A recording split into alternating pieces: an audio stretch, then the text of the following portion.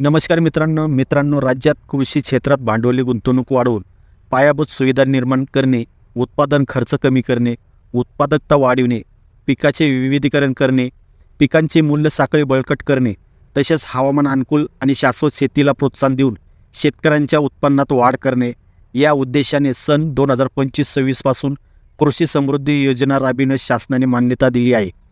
या अंतर्गत विविध शेती उपयोगी यंत्र पुरवणे, भाडे तत्वावर कृषी अवजारे उपलब्ध करून देणे, एकात्मिक कीड नियंत्रण राबविणे, अन्नद्रव्य घटक व्यवस्थापन करणे, प्लास्टिक आस्तरीकरण, शेततळे आणि मृद परीक्षण प्रयोगशाळा उभारणे, शेतीसाठी ड्रोन यंत्र पुरविणे, जैविक निविष्ठा निर्मिती केंद्र उभारणे या व इतर आनुषंगिक बाबींचा समावेश या योजनेमध्ये करण्यात आलेला आहे।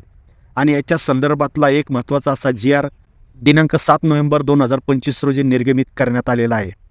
या योजनेचे उद्दिष्ट स्वरूप काय आहे, या योजनेमध्ये कोणत्या बाबीला किती अनुदान मिळणार, याच्या अंतर्गत कोण लाभार्थी पात्र होणार, त्याच्या निवडीचे निकष काय आहे, यामुळे लाभार्थ्याला काय फायदा होणार, त्याचप्रमाणे या योजनेतील या घटकांचा लाभ घेण्यासाठी जी पात्रता, अटी शर्ती काय आहेत ते इथे दर्शवण्यात आलेले आहेत।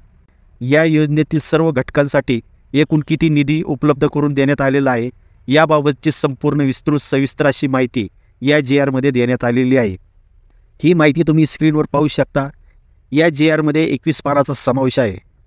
या GR ची लिंक खाली डिस्क्रिप्शन बॉक्समध्ये सुद्धा देण्यात आलेली आहे, तेथून डाउनलोड करून तो तुम्ही पाहू शकता आणि त्याप्रमाणे या योजनेचा लाभसुद्धा घेऊ शकता। मित्रांनो, या योजनेच्या प्रत्येक बाबीसाठी महा-DBT फार्मर स्कीमच्या माध्यमातून अर्ज करू शकता। याच्या अंतर्गत केलेल्या अर्जाच्या बाबीवर त्या प्रमाणात अनुदान असणार आहे। तर शेतकऱ्यांसाठी महत्त्वपूर्ण ही माहिती होती। ही उपयुक्त माहिती आपल्या जवळच्या शेतकरी मित्रांना शेअर करा। धन्यवाद।